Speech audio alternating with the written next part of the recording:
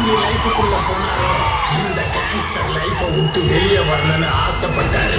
ஆனா அவர் எடுத்த கன்னு அவரை கீழே வைக்கவே விடல. பல வருஷமா போலீஸும் கேங்ஸ்டர் குரூப் அந்த ஏக்கு அவருக்கு பிறக்க போற பாம்பேக்கு வந்தாரு.